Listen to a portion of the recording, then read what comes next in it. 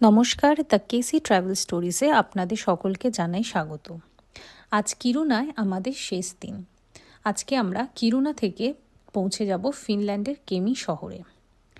কিরুনা থেকে কেমিতে আপনারা বাসে, ফ্লাইটে অথবা ট্রেনে চলে যেতে পারেন। ফ্লাইট অপশন যদি আপনারা দেখেন, কিরুনা থেকে কিন্তু ডিরেক্ট কোনো ফ্লাইট কেমিতে পৌঁছায় না। সেক্ষেত্রে বিভিন্ন কানেক্টিং ফ্লাইট ধরে আপনাদের কিরুনা থেকে কেমিতে পৌঁছতে হবে। আমরা বেছে নিয়েছিলাম ট্রেন অপশনটি। কিরুনা থেকে কেমিতে পৌঁছাবার ট্রেন আপনাদের অ্যাডভান্স অনলাইনে বুক করে নিতে হবে। আমরাও তাই করেছিলাম। হোটেল থেকে আমরা প্রি বুক ট্যাক্সি করে কিরুনা স্টেশনে পৌঁছেছিলাম। কিরুনায় ট্যাক্সি বুক করা খুবই সহজ। কিরুনা ট্যাক্সি ওয়েবসাইটে গিয়ে ওদের ফোন নাম্বারে ফোন করে আপনারা অনায়াসেই ট্যাক্সি প্রি বুক করে নিতে পারেন।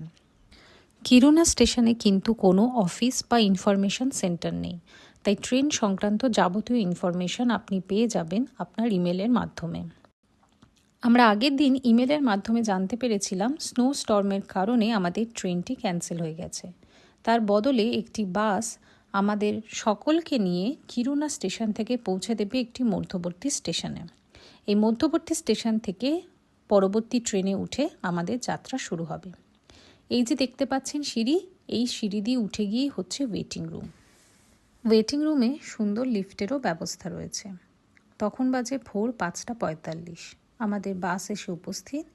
বাসে উঠে আমরা রওনা দিলাম সেই মধ্যবর্তী স্টেশনের উদ্দেশ্যে। এই পিচ্ছিল বরফের মধ্যে বাসটি চলেছিল প্রায় 80 থেকে 100 কিলোমিটার পার আওয়ার স্পিডে। আমরা সুইডেন থেকে কেমির হোটেল পর্যন্ত কিভাবে পৌঁছালাম তা জানতে অবশ্যই আমাদের চ্যানেলটিকে সাবস্ক্রাইব করে আমাদের পাশে থাকুন। ধন্যবাদ।